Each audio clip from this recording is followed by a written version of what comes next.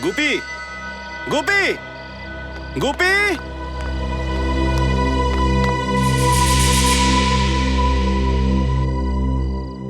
গুপি, এই গুপি। আগে বাবু, কোথায় গেলি? এসে গেছি বাবু। কোথায় ছিলিস তুই? তুই এটা জানিস না যে প্রতিদিন রাতের খাবারের পরে আমি একটু চা খাই? হ্যাঁ বাবু, নিয়ে আসছি। তাড়াতাড়ি নিয়ে আয়।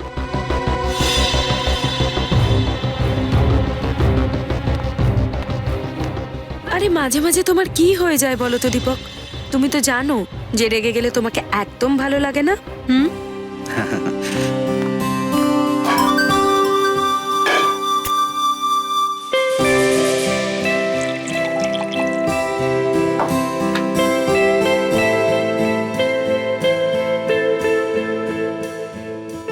দীপক, কাল সকালে ইগতপুরি যাওয়ার আমার কোনো মুড নেই।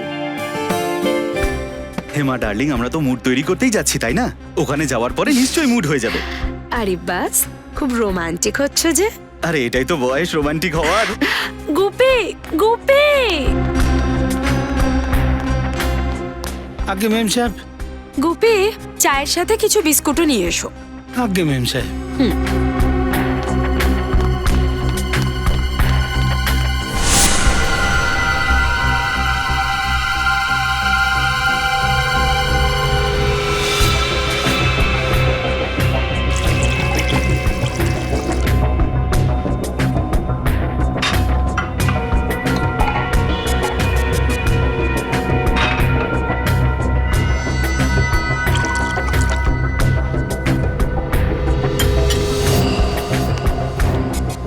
আরে দীপক, কি করছোটা কি? গুপি এসে যাবে এক্ষুনি, ছাড়ো। আরে তাহলে আসতে দাও। আরে তুমি আমার বিয়ে করাবো, আমি তো আর অন্য কারোর সঙ্গে কিছু করছি না। আরে এসো না, ছাড়ো না। আরে এসো না।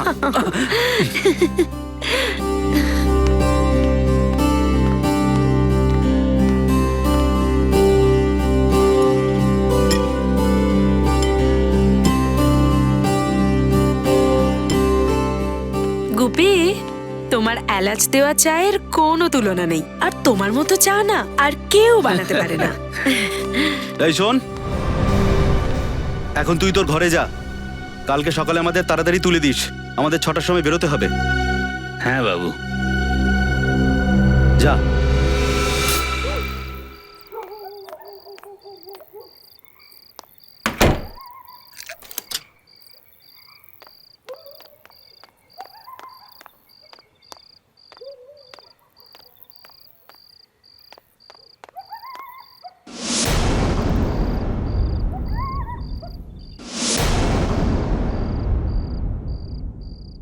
দীপক, হেমা, দীপক, দীপক। দীপক রেডি হয়েছে? না বাবু, এখনো ওনারা ঘুমোচ্ছেন। কি? আমাদের 6টায় ডেকে নিজেরা ঘুমোচ্ছে? দীপক, দীপক। কি হয়েছে? কিরকম পোড়া পোড়া গন্ধ আসছে, তাই না? আমিও পাচ্ছি। এসো তো দেখি। দীপক,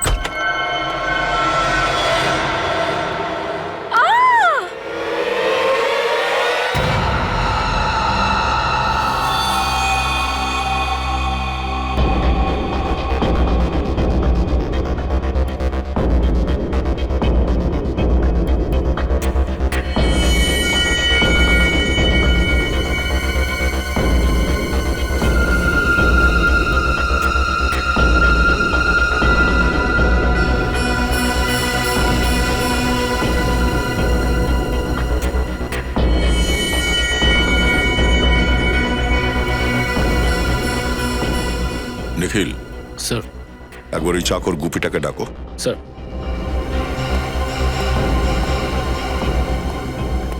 গুপি, এদিকে এসো।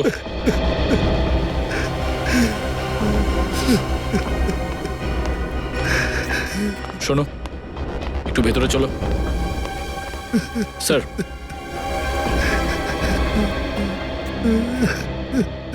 গুপি, কাল রাতে এখানে যখন আগুন লাগে তুমি কোথায় ছিলে? স্যার, আমার নিজের ঘরে তুমি ঘুমোচ্ছিলাম। ঘুমোচ্ছিলে?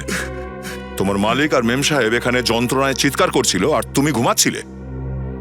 এত কি গাঢ় ঘুম তোমার যে এদের চিৎকারে অথবা ধোঁয়ার গন্ধেও ভাঙলো না? না স্যার, আমার ঘর তো ওই নিচে, ওখানে ধোঁয়া পৌঁছয়নি, তাই জন্যেই। কিন্তু চিৎকার তো শুনেছো নিশ্চয়ই, কানে তুলো গুজে ঘুমাচ্ছিলে নাকি? আরে না স্যার, কোনো চিৎকার শুনতে পাইনি। শুনতে পেলে তো বাবুকে বাঁচাতে আসতাম। আসলে কাল রাতে একটু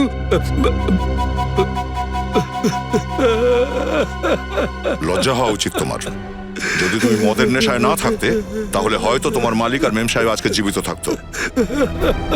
আচ্ছা, কাল রাতে এখানে আর কে কে ছিল? না না, আর কেউ ছিল না স্যার, আমরা তিনজনই ছিলাম। শেষবার কখন দেখেছিলে তোমার সাহেব আর মেম সাহেবকে? রাত 10:30টার সময়।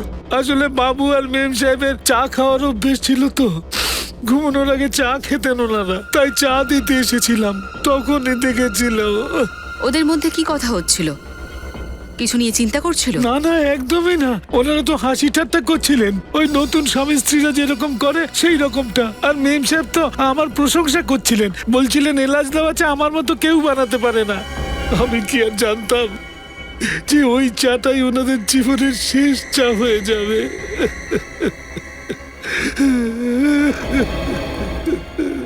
আশ্চর্য ব্যাপার, রুমের মধ্যে আগুন লাগলো কিন্তু খাট আর বিছানা ছাড়া এখানে আর কিচ্ছু পড়েনি।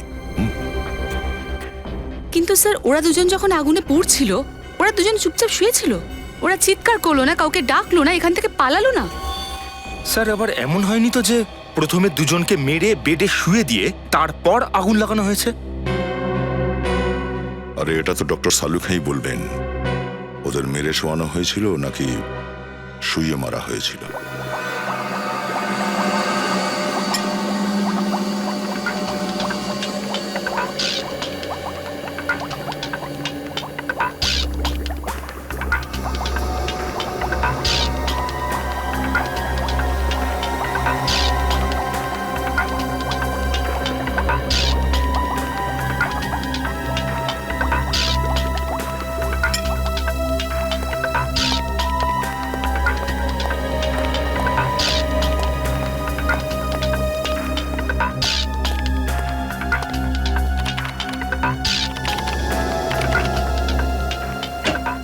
এসো অভিজিৎ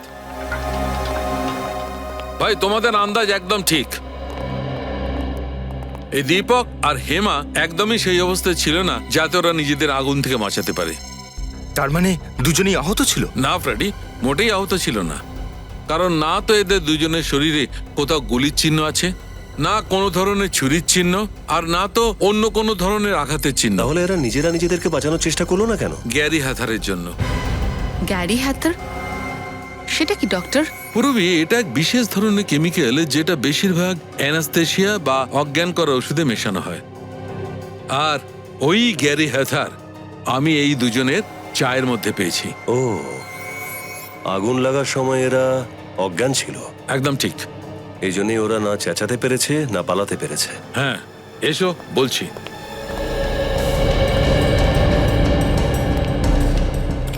এই দেখো, টেবিল ল্যাম্পের এই তারটাকে শর্ট করা হয়েছে।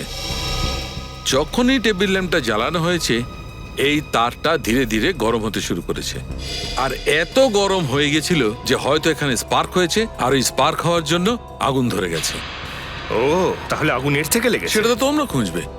আগুন যেভাবেই লাগুক না কেন ডক্টর সালুকে, বিষয়টা হচ্ছে দুজনের খুন হয়েছে। এটা একটা মার্ডার। খুনি এটা খুব ভালো করে জানতো যে ওরা রাতে শোবার আগে চা খায়, এই জন্য চায়ের মধ্যে ও অজ্ঞান হওয়ার ওষুধ মিশিয়ে দেয় আর দুজনকে অজ্ঞান করে দেয়। কিছুক্ষণ পর শর্ট সার্কিট হয় আর আগুন লেগে যায়। স্যার, বাড়ির কাজের লোক গুপি বলছিল রাত 10:30টায় চা দেবার পরে ও নিজের ঘরে চলে যায় ঘুমোতে। রাত্রিবেলা মেন গেট ওই বন্ধ করে আর সকালে ওই খুলেছে। তাহলে স্যার এসব কিছু গুপি করেনি তো? হতে পারে। আমার তো মনে হচ্ছে এই কাজটা একা গোপী কিছুতেই করতে পারে না, আরো কেউ আছে যারা এর সঙ্গে রয়েছে। প্রথমে একটা কাজ করা যাক, দীপক আর হেমা ওদের পুরো ডিটেলস বার করো, ওদের পুরো হিস্ট্রি। আগে হ্যাঁ, সব ডিটেলস আমার খুব তাড়াতাড়ি প্রয়োজন। Thank you sir. এই ধরুন দীপকের ঠিকুজি গোষ্ঠী। Very good. বিগত 6 মাসে ওর উপর 2বার হামলা করা হয়েছিল, কিন্তু ভাগ্যের জোরে সে 2বারই বেঁচে গিয়েছিল। আর দুবারই যখন ওর উপর হামলা হয় তো মিটিং এর জন্য একা যাচ্ছিল। স্যার, যদি এটা কোনো বিজনেস রিলেটেড শত্রুতা হতো তাহলে তো ওকে দীপকের পার্টনার মনীষকেও টার্গেট বানাতে হতো, শুধু দীপককেই কেন? সেটাই তো আশ্চর্যের ব্যাপার স্যার। এই দীপক আর মনীষ সবসময় একসাথে যেত যে কোনো মিটিংয়ে, কিন্তু যেই দুদিন দীপকের উপর হামলা হয় 7ই মার্চ আর 14ই মেতে, সে দুদিন মনীষ ওর সাথে ছিল না। মনীষ কি করে সঙ্গে থাকবে? দীপকের মৃত্যুতে সবচেয়ে বেশি লাভ হবে মনীষের। আর দীপকের বাড়িতে বিনা বাধায় কে যেতে আসতে পারে? মনীষ। দীপক শোয়ার আগে চা খেত, এই কথাটা কে জানতো? গোপী আর মনীষ। স্যার, দীপক আমার বিজনেস পার্টনারই শুধু নয়, আমার বন্ধুও ছিল। শুধু বন্ধুই নয়, ভাইও বলতে পারেন। যদি দীপককে এতই ভালোবাসতে তুমি, তাহলে ওকে খুন করালে কেন? কি বলছেন কি আপনি? আমি দীপককে খুন করাবো কেন? 7ই মার্চ আর 14ই মে যখন দীপক মিটিং করতে যাচ্ছিল তখন ওর ওপর প্রাণঘাতী হামলা হয়। হয়েছিল না হয়নি? হ্যাঁ, হয়েছিল। আর দীপকের সাথে তুমি সবকটা মিটিংয়ে যেতে। হ্যাঁ। তাহলে এই দুটো মিটিংয়ে তুমি দীপকের সাথে গেলে না কেন? হয়তো আমার ভাগ্যটা ভালো ছিল। তোমার ভাগ্য ভালো ছিল না, বরং এই দুটো হামলাই তুমি করিয়েছো। আরে স্যার, আমি এসব কেন করতে যাব? কারণ দীপক মারা যাওয়ার পর সব থেকে বেশি লাভটা তোমার হতো। কি? এই পুরো ব্যবসাটার অধিকারী হতে তুমি, আর তুমি একাই মালিক হয়ে যেতে। সে তো দীপক যদি না মরতো তাহলেও আমি মালিক হতাম। তার মানে? দেখুন, দীপক আর এই বিজনেস করতে চাইছিল না, আর ওই বিজনেস ছেড়ে দেওয়ার সিদ্ধান্ত নিয়ে নিয়েছিল। কেন? আসুন আমার সঙ্গে।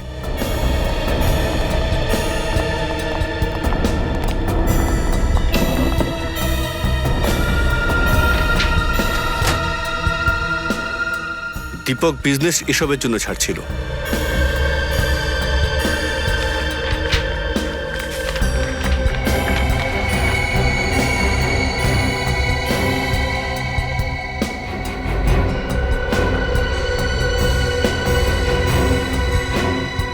এ তো হুমকি দেওয়া চিঠি।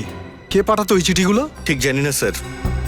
কোনো গুন্ডা আছে যে প্রতি মাসে আমাদের কাছে 5 লাখ টাকা করে চাইতো, আর বলতো যে যদি 5 লাখ টাকা না দাও 5 লাখ টুকরো করে দেবো। তুমি পুলিশে রিপোর্ট করনি? না স্যার, আসলে দীপক এসবের পরোয়া করতো না, আর ও সবসময় দাদাগিরির বিরুদ্ধে ছিল, আর আমাকে ও টাকা দিতে বারণ করতো। এই চিঠিগুলো কি করে আসতো? কখনো গাড়ির কাছে আটকে রেখে যেত, আবার কখনো অফিসের দরজার নিচ দিয়ে ঢুকিয়ে দিত। আরে বাবু, আপনারা এসব কি বলছেন? আমি বাবুর চায়ের মধ্যে কেন ঘুমের ওষুধ মেশাতে যাব? যাতে দীপক আর হেমা অজ্ঞান হয়ে থাকে, রুমের মধ্যে লাগা আগুন থেকে নিজেদের বাঁচাতে না পারে।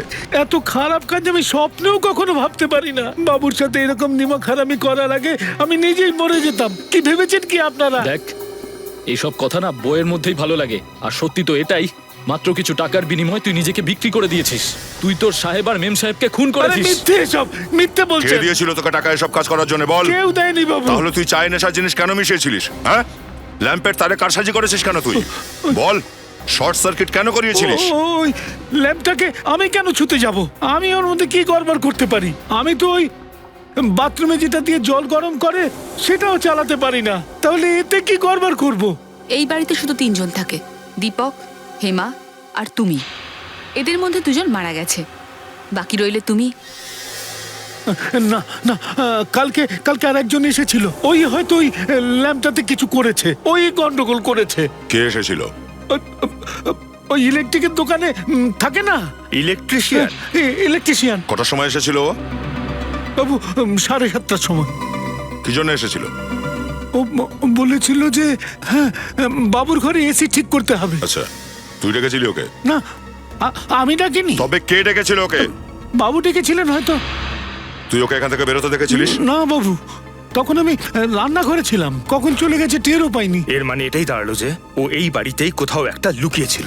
হ্যাঁ, আর ওই সুযোগ বুঝে চায়ে নেশা জিনিসটা মিশিয়েছিল, আর ওই ল্যাম্পটার শর্ট সার্কিটও করিয়েছিল। পেয়েছি 59 গীতামার্গ বলবন নগর। হ্যাঁ স্যার, এই অ্যাড্রেসে কালকে আমাদের এক ইলেকট্রিশিয়ান গোপাল গিয়েছিল, গোপালকে ডাকুন। কিন্তু ও তো আজকে কাজে আসেনি স্যার। তাহলে ফোন করে তাড়াতাড়ি ডাকুন ওকে, জরুরি কথা আছে। স্যার সকাল থেকে আমি অনেকবার ট্রাই করেছি, কিন্তু ওর ফোন তো সুইচ অফ বলছে। মনে হয় বেচারার শরীরটা ভালো নেই। বেচারা? কোনো বেচারা টেচারা নয়, ও দুটো খুন করেছে ও। কি খুন? স্যার স্যার স্যার স্যার, আমি তো 3 দিন আগে ওকে কাজে রেখেছিলাম স্যার, এর জন্য আমি ফেঁসে যাব না তো? প্রার্থনা করো যেন গোপাল ধরা পড়ে, না হলে তুমিও ফাঁসতে পারো। আচ্ছা, গোপালের এখানে কোনো ফটো টটো আছে? বাহ, কোনো ফটো ছাড়া, আই কার্ড ছাড়া যে কাউকে তুমি এমনি কাজে রেখে দিলে? না না স্যার, আমি তো আইডি কার্ড চেয়েছিলাম। ও বলেছিল গ্রামে ফেলে এসেছি, সামনের সপ্তাহে ওর ভাই আসলে নিয়ে আসবে। ওর মুখটা তো মনে আছে তোমার? হ্যাঁ স্যার, খুব ভালো করে। ওর স্কেচ বানাবে আমাদের জন্য। জানতে হবে যে এই গোপাল কোথায় কোথায় শর্ট সার্কিট করিয়ে বেড়াচ্ছে।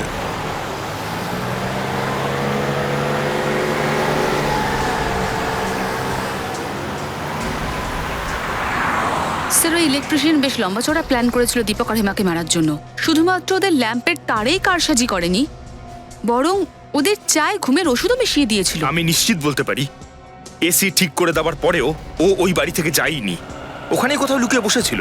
সেই সময়টার জন্য অপেক্ষা করছিল যে কখন ওরা ফিরে আসবেন, আর তখন ও ওদের চায় অজ্ঞান হওয়ার ওষুধ মিশিয়ে দেবে। কিন্তু এ কথাটা তো শুধু দীপকের চাকর গুপিই জানতো একমাত্র, যে ওদের দুজনের রাতে চা খাওয়ার অভ্যেস ছিল। স্যার আমার তো মনে হয় এই গুপি ও ষড়যন্ত্রের সাথে যুক্ত, কারণ ভেতরের কারো সাহায্য ছাড়া এই অপরাধটা করা একটু কঠিন স্যার। অপরাধ কোনো ভেতরের লোকই করেছে নাকি বাইরের কারোর সাহায্য নিয়ে করা হয়েছে, সেটা তো স্কেচটা শনাক্ত হলে তবেই বোঝা যাবে। হ্যাঁ শ্রেয়া, আচ্ছা ওই ইলেকট্রিশিয়ানের স্কেচ আছে আমাদের ক্রিমিনাল রেকর্ডসে। কি নাম ওর?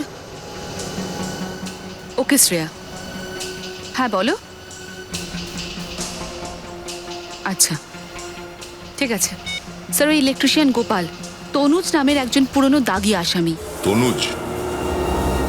আর ওই হুমকি দেওয়া চিঠিগুলো, তার ব্যাপারে কিছু জানা গেল? হ্যাঁ স্যার, ওর ওপর থেকে পাওয়া ফিঙ্গারপ্রিন্টস থেকে জানা গেছে ওটা রঙ্গা নামের কোনো অপরাধীর। আর এই রঙ্গারও পুরনো রেকর্ড আছে, বিল্ডার্স, বিজনেসম্যান এদেরকে হুমকি দিয়ে টাকা আদায় করে। তার মানে এই তনুজ রঙ্গার হয়েই কাজ করে। আর স্যার, রঙ্গা হয়তো ওদের এর জন্যই খুন করিয়েছে। হতে পারে দীপক ওদের টাকা দেবো না বলে দিয়েছিলেন। কিন্তু স্যার এই রঙ্গাকে আমরা ধরবো কি করে, কারণ আমাদের কাছে ওর কোনো ঠিকানাও নেই। নিখিল, ইঁদুরকে গর্ত থেকে বাইরে বের করার সবচেয়ে ভালো উপায় কি জানো? কি কি স্যার? ইঁদুরের গর্তের বাইরে রুটির টুকরো ফেলে রাখো আর নিশ্চিন্তে বসে মজা দেখতে থাকো।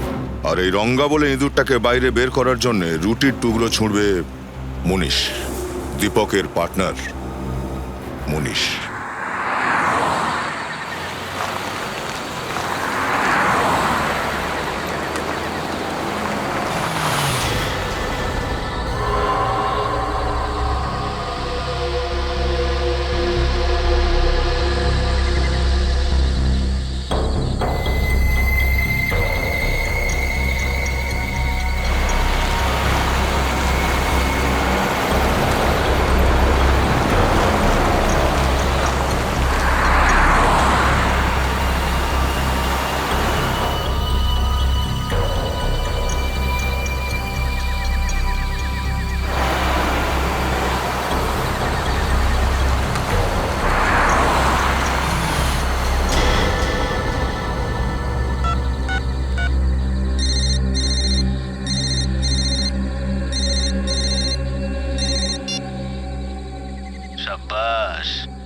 ভালোই হয়েছে যে তুই একাই এসেছিস।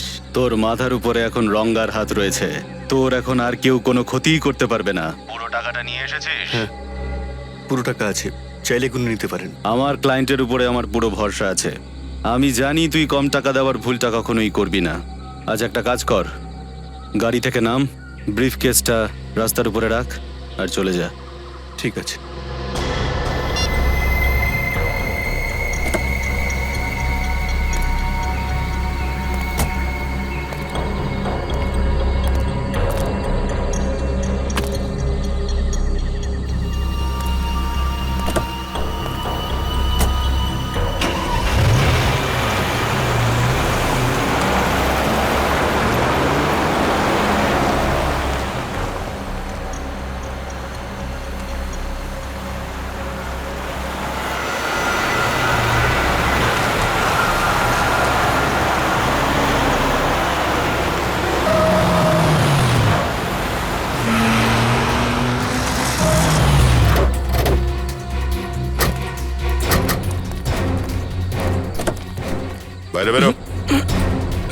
সিআইডি ধোকা দিয়েছে আমাকে, ছাড়বো না ওকে আমি। সিআইডির সামনে হুমকি দিচ্ছিস? বিনীত, গাড়ি থেকে ব্যাগটা বের করো। ছেড়ে দে আমাকে। রঙ্গা নাম আমার, রঙ্গা। আমার নাম শুনে সবাই শুকনো পাতার মতন কাঁপে। আর আমার নাম দয়া।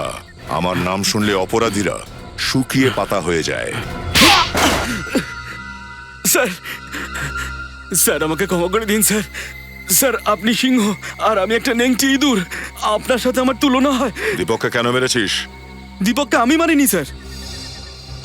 আমি কেন দীপককে মারতে যাব স্যার? কারণ ও তোমাকে টাকা দিতে অস্বীকার করে। ওর মরার পরেও কি আমি টাকা পেয়েছি নাকি? স্যার, স্যার আমি একদম ছোটখাটো গুন্ডা একটা। ওই ছোটখাটো হুমকি দিয়ে টাকা নিয়ে আর কি। খুন করার কথা তো আমি স্বপ্নেও ভাবতে পারি না। একদম মিথ্যে বলবি না। তুই জানতিস যে দীপককে মারলে বাকি বিজনেসম্যানদের মনে তোর নামে ভয় তৈরি হয়ে যাবে। তাই তোর সাথী তনুজকে তুই পাঠিয়েছিলিস ইলেকট্রিশিয়ান সাজিয়ে। ভেবে চিন্তে লম্বা চওড়া প্ল্যানিং করেছিলিস তুই খুন করতে, তাই না?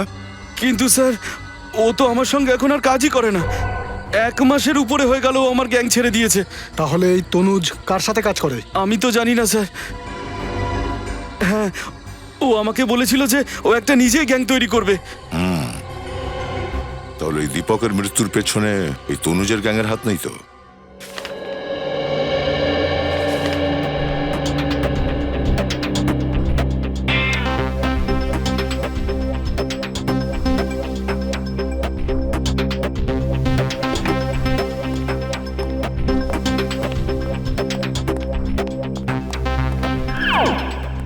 স্যার,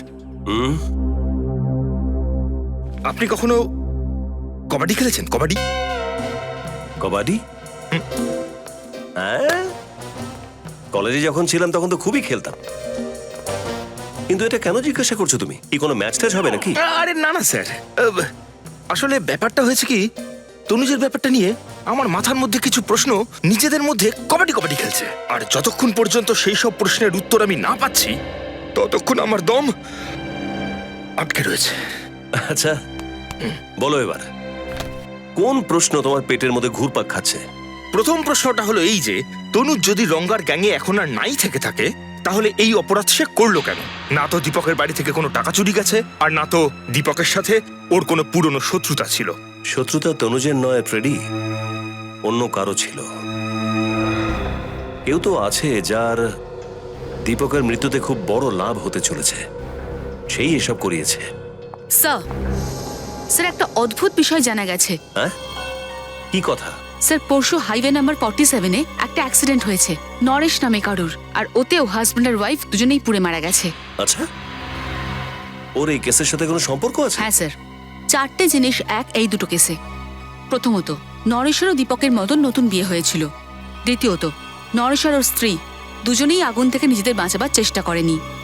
আর তৃতীয়টা হলো স্যার, এদের দুজনের শরীর থেকেও সেই একই গ্যারি হাতের নামে কেমিক্যাল পাওয়া গেছে, যা মানুষকে অজ্ঞান করে দেয়। আর চতুর্থটা সব থেকে গুরুত্বপূর্ণ, নরেশ ও দীপকের মতন ধনী সাকসেসফুল বিল্ডার ছিল। বিল্ডার? হ্যাঁ। এই লোকটা কে যে শুধু বিল্ডারদেরকেই তার লক্ষ্য বানাচ্ছে? এই নরেশ আর ওর স্ত্রীর বডিগুলো কোথায়? স্যার ওদের দুজনের বডি পুলিশ মর্গে আছে।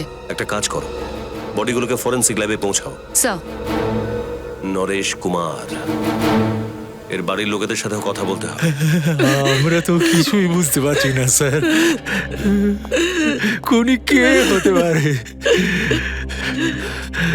আমার ছেলের তো কারুর সাথে শত্রুতা ছিল না, কারুর সাথে নয়। আর আপনাদের বৌমা প্রীতির? ও তো এখানে কাউকে সেরকম চিনতো না ভালো করে, ও তো ক্যানাডাতেই বড় হয়েছিল।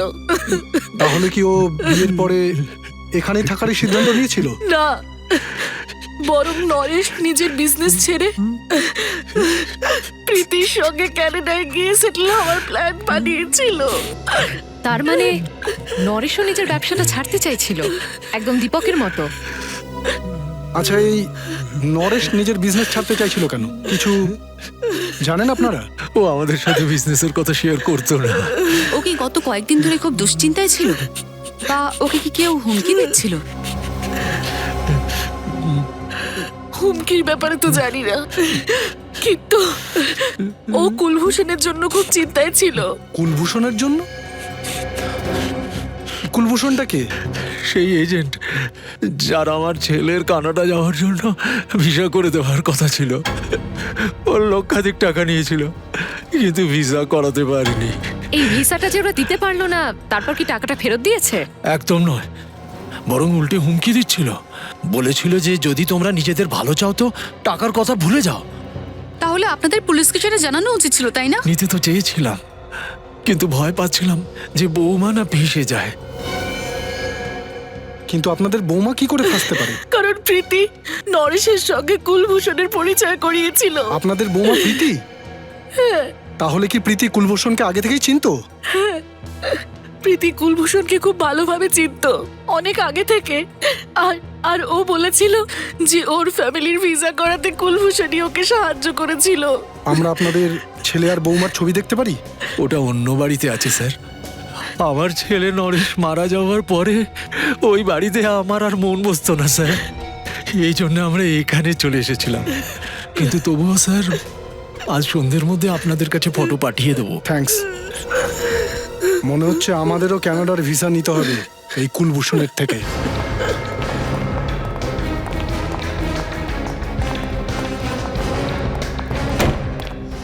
সাবধানে সাবধানে করো। আচ্ছা দাদা, এখানকার মালিক কে? মালিক? সে তো আপনার চোখের সামনে দাঁড়িয়ে আছে। তাহলে আপনি কুলভূষণ? কুলভূষণ আমার ভাড়াটে ছিল ম্যাডাম, আজই দোকান খালি করে চলে গেছে। কুলভূষণ চলে গেছে? আরে ও নিজে চলে যাবে কেন? আমি ওকে তাড়িয়ে দিয়েছি। অনেক অভিযোগ ছিল ওর নামে। ও ভালো মানুষের ছদ্মবেশে অনেক বেআইনি কাজকর্ম করে। আরে দাদা, সাবধানে ওটা খুলুন, নাহলে এসে আবার বলবে আমার ছবিটা নষ্ট করে দিয়েছে। আচ্ছা, আপনি এটা বলুন যে আপনার কাছে ওর ছবি আছে? ফটো তো আমার কাছে আছে, কিন্তু আপনাকে আমি কেন দেখাবো? কেন? দেখুন, আমরা সিআইডি অফিসার, আর আমাদের সন্দেহ যে কুলভূষণ দীপক নামের বিল্ডারের খুনের সঙ্গে জড়িত। ও, ওই দীপক কুমার যে দুদিন আগে নিজের বাড়িতে পুড়ে মরেছে? আগে হ্যাঁ, আমরা ওনারই কথা বলছি। এক মিনিট। এই যে এটা সেই এগ্রিমেন্ট যার উপর ভর করে আমি দোকানটা ভাড়া দিয়েছিলাম। ওকে দিয়ে সিগনেচার করাতে এসেছিলাম। ওর ফটো এখানেই আছে, দেখুন। ও, তাহলে এ হলো কুলভূষণ। স্যার, মনে হয় যে দীপকও কুলভূষণের খপ্পরে পড়ে গিয়েছিল বিদেশ যাওয়ার লালসায়। এবার এই দীপকের পরিবারের লোকেরাই বলবে ওই কুলভূষণের ইতিহাস। আপনারা ঠিক বলছেন স্যার, এই লোকটাই সেই এজেন্ট ছিল যে দীপককে ভিসা দেবে বলেছিল। দেবে বলেছিল, কিন্তু ভিসাটা দেয়নি। না, দেয়নি। পুরো টাকাও নিয়ে নিয়েছিল। যখনই আমরা ফোন করতাম শুধু বলতো আজ দেব, কাল দেব, এই বলেই আমাদের এড়িয়ে যাচ্ছিল। দীপক তো বলেই দিয়েছিল যে 1 সপ্তাহের মধ্যে ভিসা বানিয়ে দিয়ে দেবে, তা নাহলে টাকা ফেরত দিয়ে দেবে, না হলে আমরা পুলিশে কমপ্লেন করব। তারপর কি হলো? আমরা আমাদের ছেলেকে হারালাম। আচ্ছা, দীপককে কেউ হুমকি দেওয়া চিঠি দিত, সে ব্যাপারে জানেন কিছু আপনারা?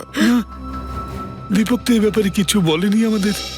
আচ্ছা, ওই কুলভূষণকে কি করে চিনলেন?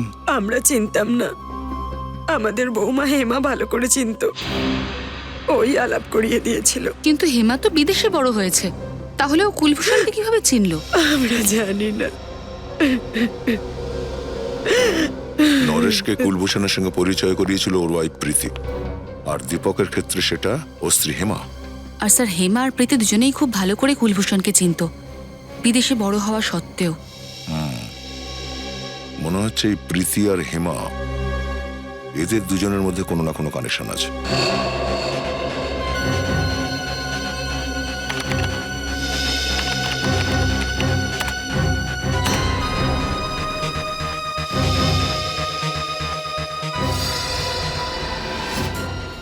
স্যার, হ্যাঁ বলো।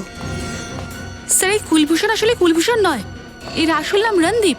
রণদীপ? ও, এ তো পুরনো পাপি মনে হচ্ছে।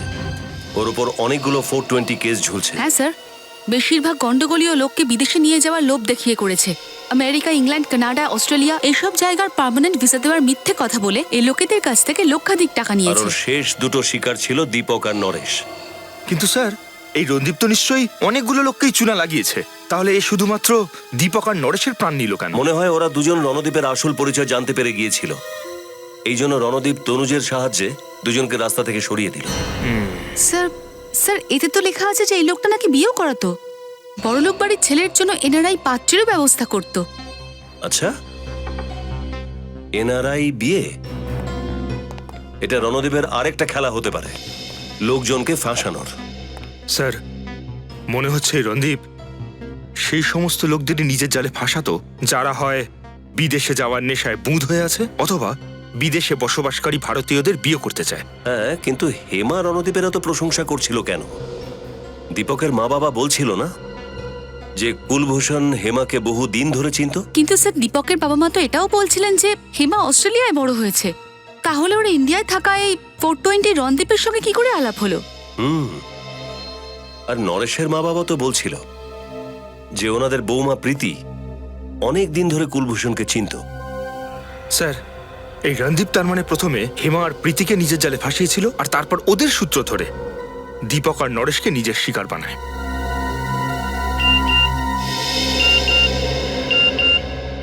নরেশের বাবার এমএমএস, আমরা ওনার থেকে প্রীতির ছবি চেয়েছিলাম না, সেটাই হয়তো এসেছে। হ্যাঁ স্যার, এটা এটা প্রীতি নাকি? স্যার স্যার এ তো হেমা। এ তার মানে হেমা আর প্রীতি দুজন একই? এটা আবার কি?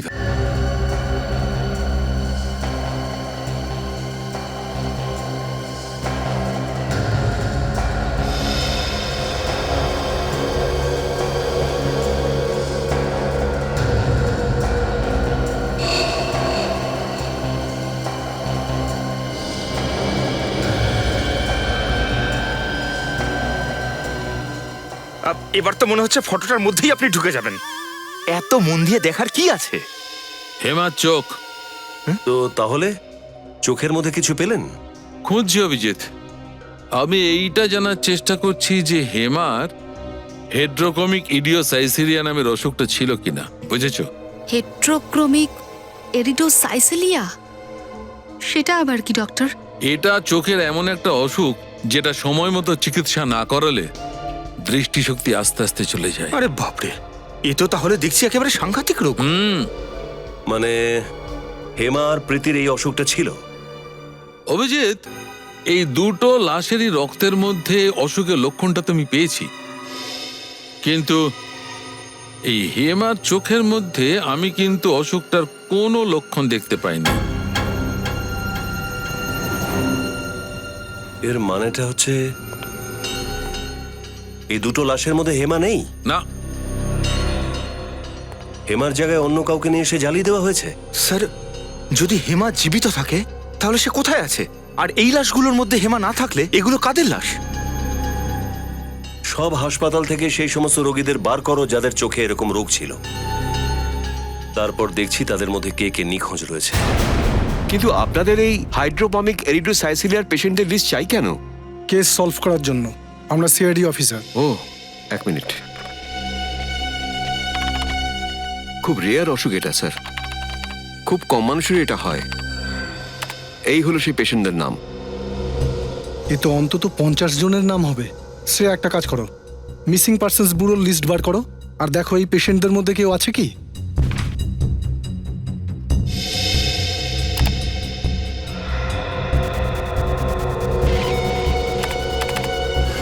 স্যার, স্যার আভার নাম এখানে আছে। স্যার গৌরীরও আছে। একজনের বয়স 24 আর আরেকজনের 26।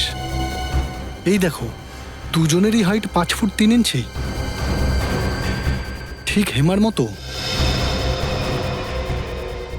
আর এদের দূর থেকে দেখে কেউ বলতেই পারবে না যে হেমা না। স্যার তার মানে হেমার জায়গায় এদের দুজনের লাশ রাখা হয়েছে। লাশ? আগে হ্যাঁ, লাশ। আমাদের সন্দেহ হচ্ছে যে আভা আর গৌরী দুজনকেই খুন করা হয়েছে। এটা তো খুব খারাপ হয়েছে স্যার। ভগবান এই দুটো সরল মেয়ের সাথে এরকমটা কিভাবে করতে পারলেন? এই দুজনের তো নিজেদের ট্রিটমেন্টের জন্য বিদেশে যাওয়ার কথা ছিল। বিদেশ যাওয়ার কথা ছিল? হ্যাঁ। ও, এবার বুঝতে পারলাম। তার মানে হলো এই দুটো মেয়ে কুলভূষণের সাথে দেখা করতে গেছিল ভিসার জন্য। আর যখনই কুলভূষণ এটা দেখলো যে দুটো মেয়েকেই একেবারে হেমার মতো দেখতে, ওদের খেলা ও শেষ করে দিল। সে একটা কাজ করো, দেখো তো এই লিস্টটার মধ্যে কারোর প্রোফাইল ম্যাচ করছে কিনা। স্যার,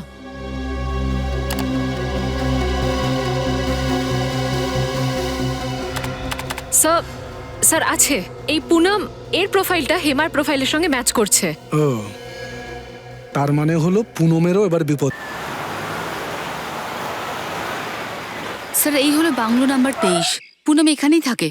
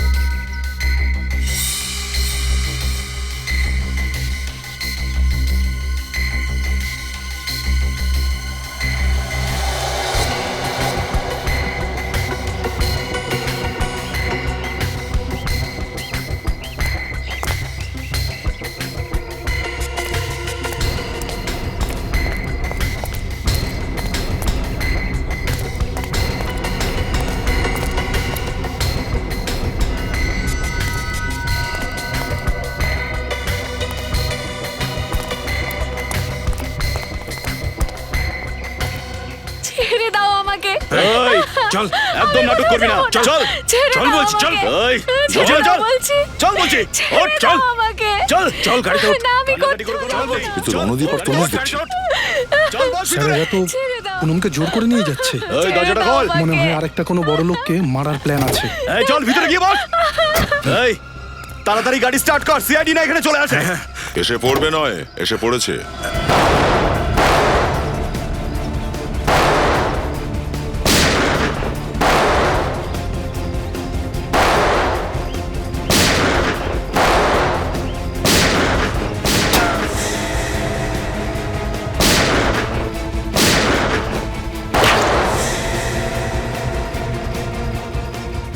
বিনীত, কভার করো আমাকে। Yes sir.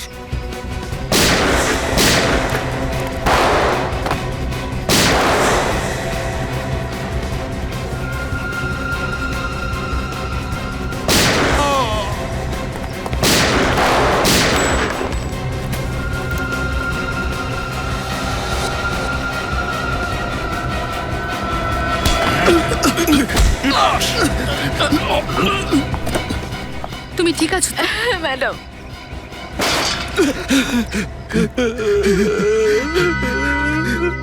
হেমা আমার ভাইজি, ও বেছে বেছে বড় লোকেদের ফাঁসিয়ে বিয়ে করে, আর আমি ওদের ভিসার লোভ দেখিয়ে লক্ষাধিক টাকা হাতিয়ে নি।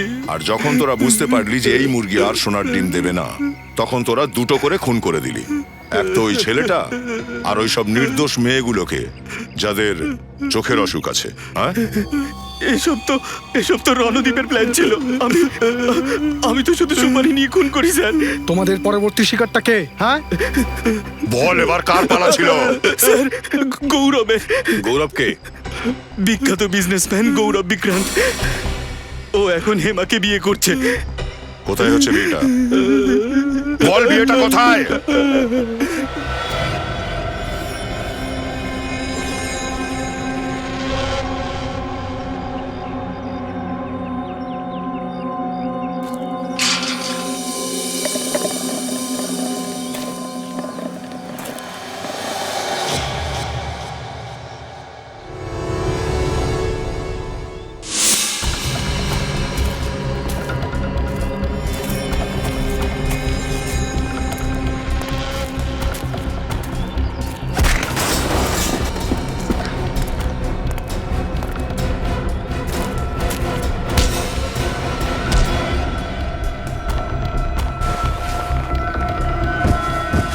যে মুহূর্তটার জন্য আমি এতদিন অপেক্ষা করছিলাম, আজ সেই সময় এসেছে।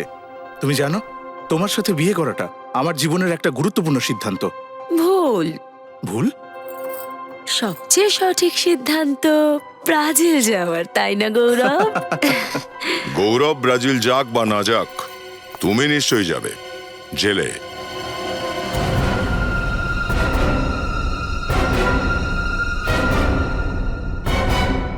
জেল? আপনারা আমার স্ত্রীকে জেলে ঢোকাবেন? শুধু জেলেই ঢোকাবো না, বরং আপনার স্ত্রীকে সম্মানের সাথে আমরা ফাঁসিতেও ঝোলাবো। মনীষা, এরা কি যাতা বলছে? মনীষা নয়, হেমা ওরফে প্রীতি। কি আরো অনেক নাম আছে না তোমার? যেতে দাও আমাকে, এই না হলে 5 সেকেন্ডের মধ্যে গুলি করে এর খুলি উড়িয়ে দেব। মনীষা, এই কি করছো তুমি? তুমি আমার দিকে বন্দুক তাক করেছো, নিজের স্বামীকে গুলি করবে? সরি গৌরব, এমনিতেও তোমার আয়ু খুব কমই ছিল, কিন্তু সিআইডি এসে পড়াতে সেটা আরো কমে গেল। 1 2 3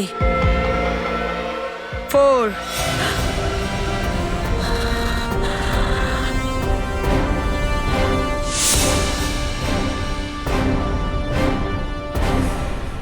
যেতে দাও আমাকে। যেতে দেব?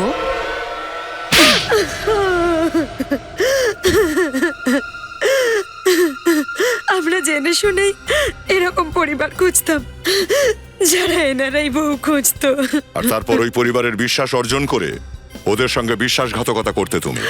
আমি আমার কাকাকে কুলভূষণ পরিচয় দিয়ে আমার শ্বশুর বাড়ির সাথে আলাপ করাতাম, আর নিজে খুব ভালো বউ হওয়ার নাটক করতাম। বিয়ের মতো একটা পবিত্র সম্পর্কের ভুল ব্যবহার করে তুমি বড়ই ভয়ঙ্কর অপরাধ করেছো। তোমার তো ফাঁসি হবেই।